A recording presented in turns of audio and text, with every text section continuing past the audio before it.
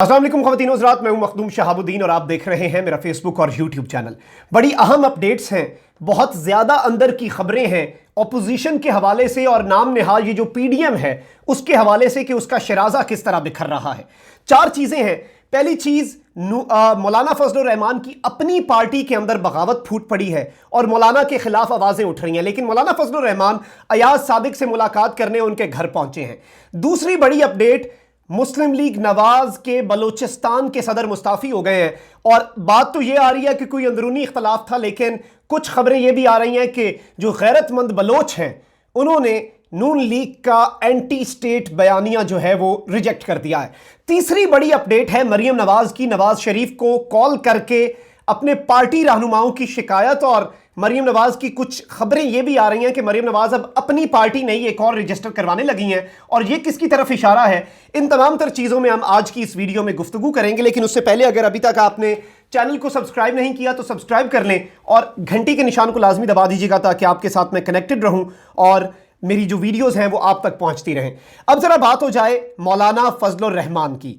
अब ये मौलाना फजलुर रहमान जो हैं ये पहुंचे हैं अयाज सादिक के घर और साबिक स्पीकर अयाज सादिक साहब जो हैं इन्होंने जो बयान दिया है मुल्क दुश्मन बयान, इसके ऊपर लाहौर के अंदर इनकी अपनी कॉन्स्टिट्यूंसी के अंदर जो बैनर लगे हैं, मुझे लगता है उसके बाद इनके खिलाफ किसी कार्रवाई की जरूरत नहीं है। अवाम ने फैसला सुना चुकी है अवाम कि इन्हें नाम एक तो इनका बदल दिया गया है और अयाज सादिक से मीर अयाज सादिक, मीर जाफर और मीर सादिक जो गद्दार थे उनकी तर्ज पे इनका नाम एक बदल दिया इनकी अवाम ने, और दूसरा इनकी जो तस्वीर लगी हैं वो इनके लिए काफ़ी हैं इनकी जो किट लगाने के लिए।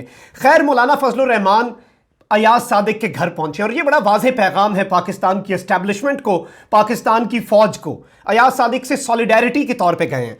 तो तफसीलात ये हैं कि साबिक स्पीकर सरदार अयाज सादिक मौलाना फजलुर रहमान को अपने घर नाश्ते पर मदऊ किया था जिसमें नून लीग के वफ्द ने भी शिरकत की। अब ये कोई आम नाश्ता नहीं था, इसके बाद प्रेस कॉन्फ्रेंस भी हुई और इस वफ्द में राना सनाउल्लाह और ख्वाजा साद रफीक मौजूद थे, जबकि जेयूआई के वफ्द में मौलाना असद महमूद और मौलाना समीउल्लाह मुजाहिद मौजूद थे। अब ये पूरी मुलाकात जो हुई, इसके बाद गुफ्तगू हुई और इसमें मौलाना फजलुर रहमान ने बड़ी अहम बातें की और अयाज सादिक को एक तरह से सपोर्ट किया है।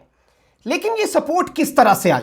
इससे एक दिन पहले, इस पूरी मुलाकात से और इस नाश्ते की सिचुएशन से पहले, जेयूआई के रहनुमा हाफिज हुसैन अहमद ने अयाज सादिक के बयान की मजम्मत की है और नवाज शरीफ को आस्तीन का सांप करार दिया है। These were his exact words of a JUIF leader. उसके बाद चले मैं ये बताऊंगा कि Maulana Fazlur Rehman what he is up to और वो करना क्या चाह रहे हैं, लेकिन पहले मैं आपको बताऊं कि ये जो साहब हैं जेयूआई के रहनुमा, इन्होंने क्या बयान दिया कल के दिन में मौलाना की मुलाकात से पहले। तफसीलात के मुताबिक अयाज सादिक का बयान पीडीएम में भी दरारें डालने लगा है और जेयूआई के रहनुमा हाफिज हुसैन अहमद ने अयाज सादिक के बयान की शदीद मजम्मत की और कहा कि नवाज शरीफ आस्तीन का सांप है जिसे पाकिस्तानी कौम ने पाला, लेकिन सांप सांप रहता है। और उन्होंने कहा कि इस तमाम तर जिम्मेदार उन लोगों को भी ठहराता हूं जो इस किस्म के लोगों को लाकर मुसल्लत करते हैं। मुल्क है तो हम हैं, हर चीज की एक हद होती है। ये जेयूआई के एक रहनुमा कह रहे हैं। उन्होंने मजीद ये भी कहा कि नवाज शरीफ पहले लंदन गए थे, मरहूम काजी हुसैन अहमद और इमरान खान को बुलाया और इलेक्शन के बायकॉट पर लगा दिया और अपना बयान बदल दिया। उन्होंने हिस्ट्री की थोड़ी सी मिसाल दी है। अब इस पूरी सिचुएशन के बाद मौलाना फजलुर रहमान साहब तशरीफ लेके चले गए आज अयाज सादिक के घर। ये कर रहे हैं डबल गेम। इनकी अपनी पार्टी के अंदर दरार पड़ चुकी है और मौलाना फजलुर रहमान के खिलाफ सिर्फ उनकी अपनी पार्टी नहीं, उलमाए कराम भी इकट्ठे हो चुके हैं। अब ये बड़ी मजे की बात है, मौलाना कासिम हैं, बड़े मशहूर आलिम दीन है, उन्होंने एक उनकी वीडियो वायरल हुई है और उनका बयान सामने आया है और ये बयान बड़ा कुछ एक्सप्लेन करता है कि उलमाए कराम में अब मौलाना फजलुर रहमान की स्टैंडिंग क्या है। उन्होंने कहा है कि मौलाना फजलुर रहमान उलमा को छोड़कर मरियम नवाज और जरदारी के तर्जुमान बन गए हैं।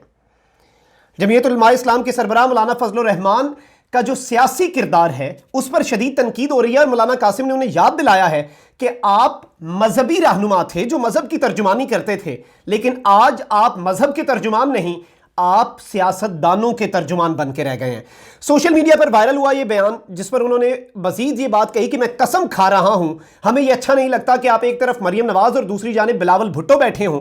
आप कहते हैं कि इमरान खान के ताफुन से पूरा पाकिस्तान बदबूदार हो गया। मैं कहता हूं कि मरियम और बिलावल के किरदार से पाकिस्तान बर्बाद है। अब ये उलमाए कराम कह रहे हैं, सिर्फ उलमाए कराम नहीं, जेयूआई के अपने लीडर नवाज शरीफ को आस्तीन का सांप करार दे रहे हैं, कह रहे हैं कि नवाज शरीफ के बयान की और उसके बयानिए की शदीद मजम्मत करते हैं। लेकिन अब मौलाना फजलुर रहमान डबल गेम करते हुए अयाज सादिक के घर पहुंचे, नाश्ता किया और इसके बाद हुई प्रेस कॉन्फ्रेंस। अब अयाज सादिक अपने बयान पे डटे हुए हैं, शर्मिंदगी का कोई वो इजहार नहीं कर रहे और बड़ी अजीब सी सिचुएशन है। उनकी अपनी आवाम ने, उनके अपने अपने हल्के की आवाम ने फैसला सुनाया है, लेकिन इस पूरी सूरत हाल में अयाज सादिक जो हैं वो अपने मौक़िफ़ पे खड़े और कह रहे हैं कि मेरे पास बेशुमार राज हैं, मैंने कोई गैर जिम्मेदाराना बयान नहीं दिया, और धमकी भी लगा रहे हैं कि मेरे पास मजीद राज हैं जो कि मैं उगल दूंगा। और उगलेंगे क्यों? अपनी करप्शन बचाने के लिए और अपने कायद नवाज शरीफ से वफादारी साबित करने के लिए। अब इस पूरी सिचुएशन में आपको यह भी बताएं कि अयाज सादिक ने यह भी कहा है कि भारत को जैसे हमेशा मुंह तोड़ जवाब दिया वैसे ही दिया जाएगा। मेरी बात को सियासी रंग देने की कोशिश से पाकिस्तान को फायदा नहीं हुआ, लेकिन अगर पाकिस्तान को फायदा नहीं हुआ तो इसका फायदा किसे हुआ है?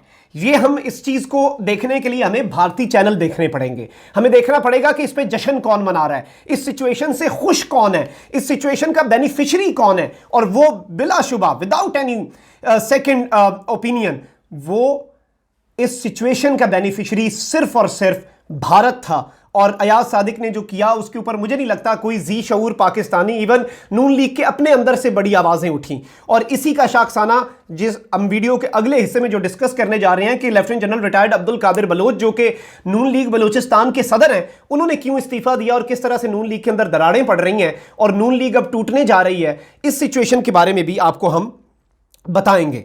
अब आपको एक और बात बता दें कि लीगी रहनुमा जो हैं अब्दुल कादिर बलोच, उन्होंने मुस्लिम लीग नून बलूचिस्तान की सदारत से मुस्ताफी होने का फैसला कर लिया है।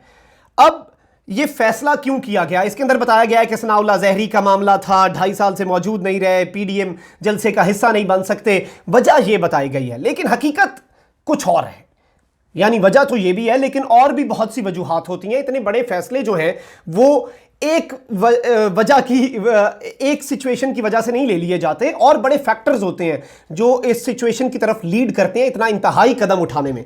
एक बात इस पूरे अब्दुल कादिर बलोच के नून लीग के साथ नाराजगी से ये वाजे हो गया कि गैरतमंद और गयूर बलोच जो है उन्होंने नून लीग का और पीडीएम का जो बयानिया है उसे मुस्तरद कर दिया है।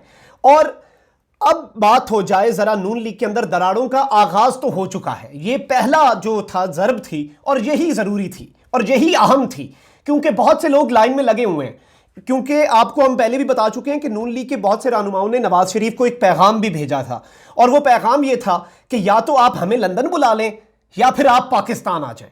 इस तरह के बयान ना दें जो हमारी सियासत को ख़त्म कर दें, क्योंकि नवाज शरीफ जिस तरह के बयानात दे रहे हैं, जिस तरह का बयानिया है, और उनके एक दो लोग उनसे अपनी वफादारियां साबित करने के लिए अयाज सादिक हो जाएं, ख्वाजा आसिफ हो जाएं, वो अपनी वफादारियां साबित करने के लिए जो इकदाम कर रहे हैं, ये सिचुएशन बड़ी ख़तरनाक हो चुकी है और नून लीग के अंदर दरारें पड़ चुकी हैं। और उसका सबूत हम आपके सामने रखते हैं।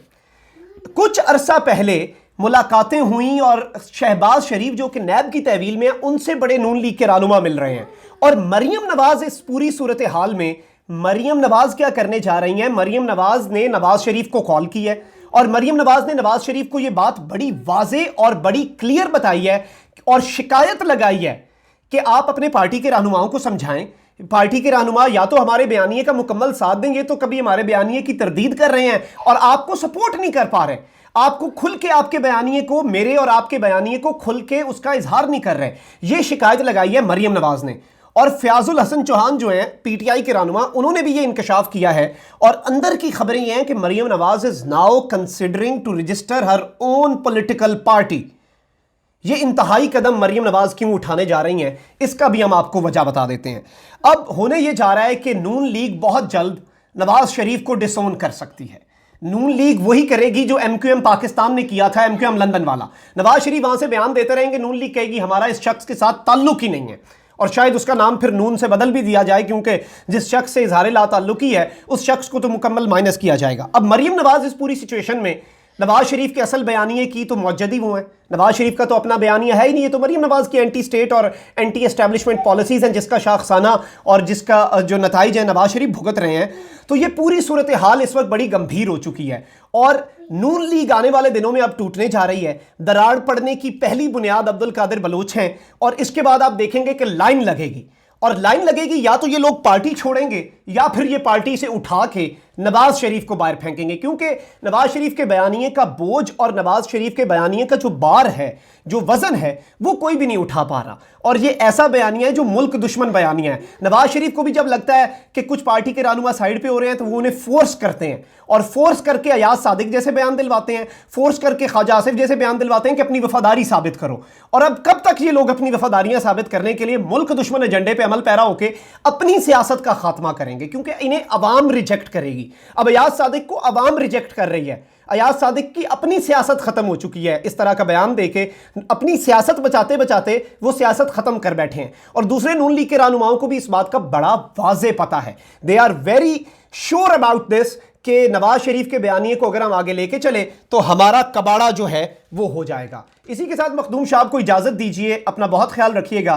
चैनल को जरूर सब्सक्राइब कर लें ताकि आने वाली वीडियोस आप तक पहुंचती रहें और ये जो सियासत और सहाफत की काली भेड़ें हैं उन्हें आप और मैं मिलकर एक्सपोज करते रहें। अपनी राय का इजहार भी आपने जरूर करना है और मुझे कॉमेंट सेक्शन में आपने लाजमी बताना है कि इस वीडियो के बारे में आपका क्या ख्याल है और इस पूरी सूरत हाल के बारे में आप क्या सोचते हैं। अपना बहुत ख्याल रखें। पाकिस्तान जिंदाबाद।